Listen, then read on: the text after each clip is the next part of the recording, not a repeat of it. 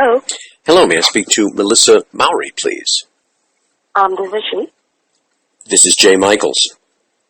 Hi, Jay, how are you? Very well. If I'm on the line, you're on the air. Oh, great. I love the pause I always get whenever I say that. People are like, okay, time to be charming. Here we go. I don't know if I can be charming, but I'll try to be honest. I think you're going to be both honest and charming. I have been looking forward to speaking to you because I want to hear more about your great work, and I also want you to educate me. Tell me and tell our listeners about your play, which is a derived play. So I'd love to hear about the show and what it is exactly. Great, fantastic. So, just a little bit about, first of all, what the type of theater is it's a devised work where, with that sort of theater, we don't really start off with a specific script like you do with standard traditional theater. What we start off with is a concept, or we start off with an idea, or, we start off with movement, that sort of thing. Mm-hmm. So it all comes from the collaboration in the room between actors and directors and movers. So everybody in the space, we bring everything from that. And then once that happens, we begin to explore and create script from that, or it can move into a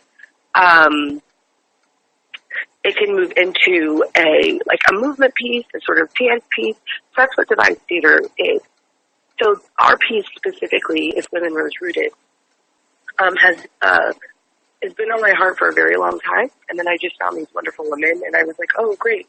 I have somebody I can trust. There's a lot of trust that goes in the theater anyway. Oh, sure. But then there is a lot of trust that has to go into a piece where so much of ourselves goes into the very beginning of the process, because we start without a script.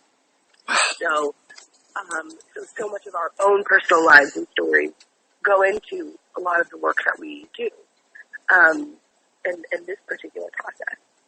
So If Women Rose Rooted, this is our second exploration of it, looks at sort of the balance between the masculine and feminine. Mm-hmm. Looks at and is exploring what it means to be a woman. But I was telling the lady very on, I was like, it's very important that it is inclusive of all people, even though we're talking about the feminine, because femininity and masculinity exist in every single one of us. Of course. So it's a play that explores what it means to be a woman, how we look at what is feminine, and both today, but also through mythological women and women from our own past. So each of the actresses play both a character that is themselves in today's world, if you will, but then they also are playing and exploring women from mythology around the world. Because I'm a true believer that a lot of these stories, a lot of myths, a lot of these traditional texts shape even today and how we are, why we are today. Well, they used to say about Shakespeare that there's only 7 plots, and that every play becomes one of those plots. And it's interesting you say myths around the world. So you've accessed into every sort of culture. You're not just, this is what we learned in college. We got the Greco-Roman myths. You're going all the way around the world with this. Yeah. So, oh, that's fascinating. Because for me it was super important, because, like I said, this play's been on my heart for a very long time, and was the concept of it. Because about 8 years ago, I lived in India, and I worked in a traditional. I worked in a school that dealt with a very traditional theater form called Kathakali, and I describe it as if Shakespeare met opera, met commedia dell'arte with a little Indian masala. That's kind of what this theater form is. It's lots of singing and dancing and long stories, and the plays are 8 hours long. But there was this one, I taught English, I also taught workshops with students, and then I taught Western theater techniques as a teaching artist. And while I was there, I fell in love with the stories of the women there. And that would be a lot of the ways that I was communicating with the girls and doing workshops about conflict and communication and all these things. I would take their stories because they were familiar with them. And I would use them within within a different context. And so it was really important for me. And the Mahabharata, which is the story that this theater form is really based off of, has a lot of interesting explorations of conflict. It's very interesting exploration of itself. And so for me, it was really important and really interesting to introduce, and when we did the show last year, I was introducing the ladies to these stories. But it was so interesting to me to explore it, and then from our point of view and where we come from, and all of the ladies also, we come from different places and different backgrounds and different experiences.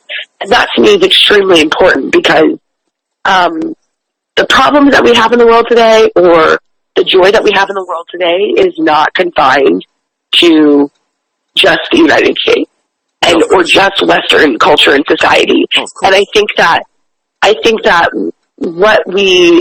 think that's part of the problem, honestly, and what we look at in the world today is that we forget that there's so much more outside of the West. And so we've explored, we're taking some pieces and some experiences from Indian theater tradition. We have some from Irish tradition. We have some from former Mesopotamia. We have had in the past Egypt, and so it's literally all of the world, Mexican culture and society as well. Did you find correlations? Did you, as you were going through this, did you suddenly say to yourself, "Oh my gosh, that's what they do in India? That's the same thing as that they do in Mexico. That's the same thing that they do here. I can't believe." Have you found the missing links, if you will? Yeah, I think that when we're looking at these stories and we're exploring them, and we did much more exploration of different stories. This time we focused on our four main ones more. But last year, when we started devising the piece, was much more an exploration of what are these stories. And you find that it's so interesting because it just reminds us that there are things that are so very similar across tradition and culture. And the way that we tell stories, no matter where we are around the world, is very similar. They say there's no such thing as a unique idea, but it's interesting because even in these texts that are thousands of years old, you still find those links, and that to me reminds me of that's what makes all of us human. Do you know what I mean? Of course. Because we have similar connections to things than we all have, and that's what makes us human. How difficult was it? Because you're not the first one. This is the first time I've heard it called a derived play, but I've heard people call it movement theater and improvisation and so many different things. How difficult is it to create this? Is it? Do you find it easier than the conventional way of creating a play, or was this something where by the time it was done, you just went, "Oh my God, that was an ordeal"? It really depends on who you have.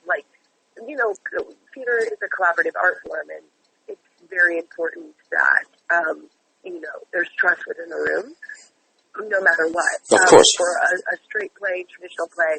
And with devised theater, it's extremely important because you can be working on a devised piece for months, for years.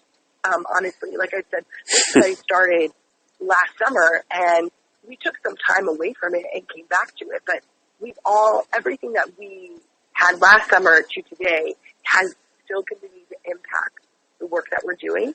So you're constantly always working on it. So it can be a really, for example, for this piece, because it's my second devised piece, this piece, so easy.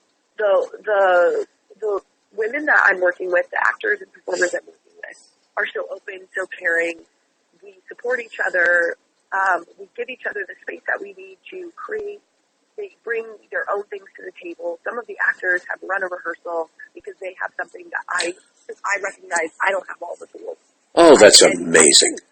Oh, that's wonderful. Yeah, and it's great because, you know, each of us, there are 6 of us in the room. And so each of us has a different set of skills. Each of us has a different background. So I don't feel like I have to come in all the time and know every single answer, which I think a director should never know every answer, because then you can't explore. Right. But they have come to me and they've been like, Melissa, I want to work on some ancestor work today. Can we explore like our ancestry and our lineage and how it connects to the goddesses? And I'm like, sure, send it to me, and we'll do this. So it's great because I don't have that background, but some of them do. And so it's been a really interesting collaboration like that. So this one has been a really great process because there's a trust, there's a respect of each other's art, there is a respect for each other as people, there's an openness. But if you don't have that, if you have just a couple of people who are afraid or who don't trust the process, it can completely make it go into another direction. And it can be a very difficult process. So I think that in some ways it's very similar to a traditional play of like you get one bad apple and the process just goes south. Of course. Or you have a dream team. But I think that because you're starting with the actor, because you're starting with the collaboration as the basis for everything, it's really, really important. If it's like 98% important for you to have it in a traditional theater form, to have that communication and that respect for each other, it's 100% important that you have it within devised theater. Now the play itself, from what I'm listening to here, it's essentially a living being. It's organic. Most definitely. There was an old expression. Well, it's not an expression. It's a union term, for heaven's sake, where they say the play is frozen.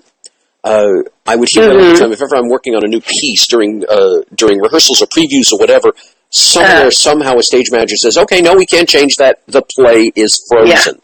I don't think yours is. It sounds like it's always going to evolve. Yeah. And that's the thing is that, a lot of this, last year, so within the production, when we get up to, quite literally, when we get up to Friday when the show opens, that particular play or this phase of the play will be what we perform and explore and see how it is, because it's constantly in development. And this is a kind of a developmental production. But even between last year and this year, because of the world that we're living in, because of the things that are happening, because of the life that we've all experienced, it has changed. It's a completely different piece than it was last year. And in so many ways, because there's more of us as women today in the piece than there was last year. It was all about the women of the past, and this is all about the women of the past meeting the women of today, and the women of today meeting women of the past. And so it will continue to grow. And the thing is, it's so funny because even now when I'm talking about it, because we're not finished devising it, I'm like, oh, is it gonna be like that when we get to Friday? Like, I think it'd be really cool if it was. So things are still, even right now, we have about maybe 60 or 70% of the play completely finished. I say that very loosely in quotation marks, because something always comes up in the room that could change it. But we're still creating it even right now.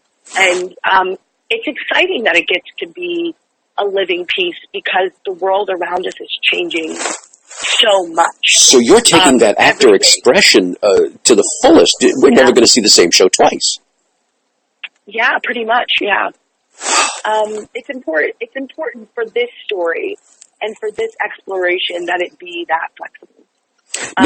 Now, when you say about it always growing, what will it be like on Friday, etc.? Okay, let's say you finish this run. It's absolutely wonderful. Standing ovations, as I'm sure you will get. Everything's done. You decide to resurrect it in 6 months, a year, 2 years, 10 years. It'll be a different play then. The world will be different. You will have different actors. So the dialogue itself might actually change the Most piece definitely. itself. And then we're in different places as women. You know, most of us right now are young women with no children. You know, we're in relationships. We're not in relationships. We are in school. We just graduated from school. We've been out of school for a little while. But then it's like, my assistant is Jess Fichter. She's a mother. And so she came into rehearsals one day, and something that we didn't even see when we're exploring of what it is to be a child. She has an experience that none of us have directly because we don't have kids, and we don't see that as directly. And then having that one experience come into the world of the theater. I mean, Jess is incredible anyway, but having that one experience of her coming into the space completely shifted the way that the play moved and flowed. Just because we were like, oh, we have a woman who knows children on a very personal level. I'm an aunt, but I live in New York and they live in Virginia, so I don't see them all the time. So it's like, legitimately, even our positions in our lives, the jobs that we have, our experience with love and loss, all of those things will continue to change the play subtly as well as drastically. John Gielgud, a million years ago, who played Hamlet, I think, 3 times in his life, when interviewed after, I think, the second or even the third, he made the comment, he said, you can never play Hamlet, you can only attempt it. And the Hamlet he did when he was a 25-year-old, the Hamlet he did when he was a 35, a 45, whatever age he was vastly different because of his life. So you're taking that one step further. So the play we're going to see is the play of today. If we see it in 6 months, it could be a completely different reality. Different. It will. And the thing is like, I think it's really important. I think that's what interesting theater is. Whether it is Hamlet, whether it is Streetcar Named Desire, whether it is, In the Next Room, or whether it's a devised play, interesting theater, it grows and it shifts and it changes and it molds to us and molds and makes and causes us as individuals, both who are attempting to play the character or who are sitting in the audience and watching it, it forces us to change and move.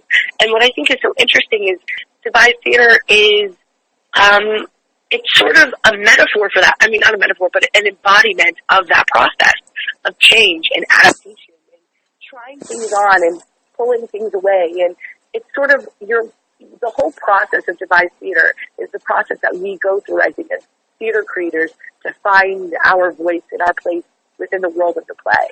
And I think it's interesting that we get the opportunity to really, sort of try something new, attempt something, and have it be very raw, vulnerable, and true.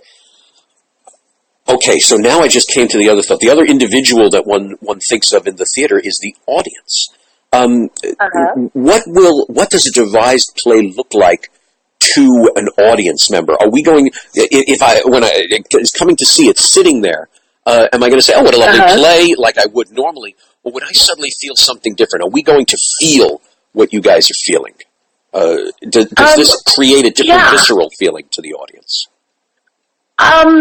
It depends on the audience, I think, but it always does, so it's a little bit of a cop-out. But for me, I look at it as my hope is, and I was talking about this last night to my ladies at a rehearsal, and I said, for me, it's really important that all of the audience members, it's not about, because a play like this can very easily become a lesson in how to treat women, a lesson in how to be respectful. And I don't want our audience to feel taught. What I want for our audience to feel is that they're looking up to a mirror and they're recognizing what's happening. Oh, that's great. And so it's kind of, it's fun. There's a lot of play. There's a lot of joy. There's a lot of love. There's a lot of sorrow. There's a lot of pain because that is life. And for me, it's really important that the audience every audience member is going to take away something different from the play. They're going to take something different away from the experience. But what I really want for them to do is to feel like whatever they're seeing on the stage and experiencing on the stage is truthful to them in some way. That there is a piece of the experience of these four women on the stage is something that they can relate to on a personal level, and then that they're able to take that with them when they leave the stage. So I have, pretty high, actually I would say that's pretty high expectations and hopes for the show to impact our audiences, but it's not something where I feel like any one person's going to be like, I'm going to have you're definitely going to walk away with this when you leave, because a devised piece can be so, it can be so complicated, it can be so abstract that each and every one of us are going to be looking at things very differently. So in one night, you're going to have someone coming away there absolutely furious, someone weeping, someone laughing, someone suddenly came to a realization about themselves, probably more than a standing ovation. Probably the best response you could get is a whole bunch of people, is your audience sitting going, oh, like suddenly it's all clear. Yeah, I mean, and excuse me, and I welcome that. I'm excited about that. How about you? Did you walk away from this now that you're on the verge of opening? So it's as frozen as such a derived play can be. Did you come away from rehearsal at some point going, oh my God, I never knew that about myself, or oh, how stupid am I to realize this, or even like, I feel so much better about myself? Did you come to any kind of catharsis during the run of this? Yeah, every night I learn something new from the people in my story, from the people in the room with me. Right. Their experiences, their points of view, and the level that they share, is just it's so beautiful. And it makes me, and I watch them, and we devise a piece every single rehearsal that then gets put into one large piece that becomes the play. And every single night I watch one of their pieces, and I leave thinking about it for days, and just like, oh, I'm so excited to play with this and to understand this and unpack this. And I see things and I recognize things in a very different way every single time I have a rehearsal. Oh, that's great. That's great for you as well.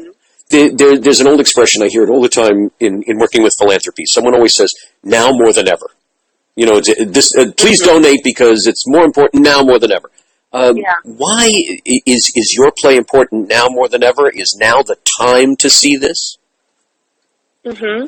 I think that I do think it's important. I do think that now it's very, very important. And my hope is that I can say, my hope is that one day I will be able to say now more than ever, and then that will be the last time I say it. That these problems and these situations will never be a thing again. So smart. I am an realistic person. But I think that it is very important because and we discussed this last night in rehearsal about why I wanted the play to function and be in a certain way. And I said, part of it is we live in a world that's so divided and about everything. And we live in a world that is, because of that division, in spite of that division, in addition to that division, we are in an oppressive society on just about everybody. Our oppression is all different, but it's there and it's real and we all feel it. And for me, it's extremely important to have a place and to create a place. This is specifically for women, but also not even, I say that and I take it back because it's really about the feminine.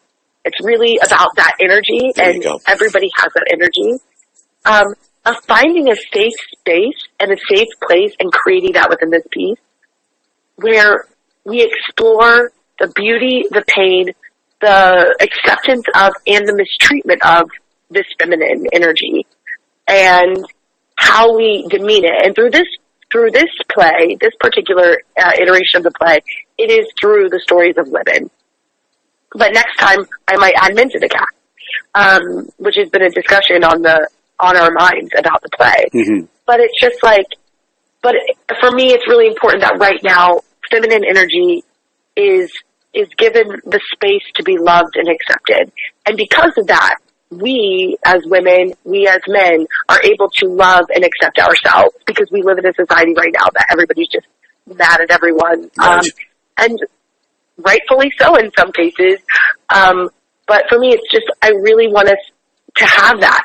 If we can find balance in this, I tell them all the time, if we can find balance, then I feel like the world would be a better place. And we need that. We need that balance. And this play is hopefully a call for the need for balance, and the calling of us as individuals and as audience members to find that balance and to create spaces with that balance. If the whole world could just hear you speak and see your play and feel what you and your marvelous ensemble of women are trying to make them feel, I think we would all be in a much better state than we are in right now. Yeah. Thank you so much. Thank you so much for this. Yeah, I'm like a kid in a candy store. Whenever I hear about a great play, a great movie, a great something, it's like this new joyous experience to me each time. But you've just given me like the biggest toy of the year, because this is not just a new great work. This is a new art form that you are honing right here, and I think that's marvelous. I wish you all the luck in the world with this. May you get from the nods to the tears to the laughs to the crying to the standing ovation, and may this play live a long and happy and totally rejuvenated life each and every time that it's done, and may we hear so many more great works from you. Thank you so much for chatting with me today. Thank you very much for having me. My pleasure. My pleasure. All the best. I'll talk to you soon. Thank you. Ciao. All right.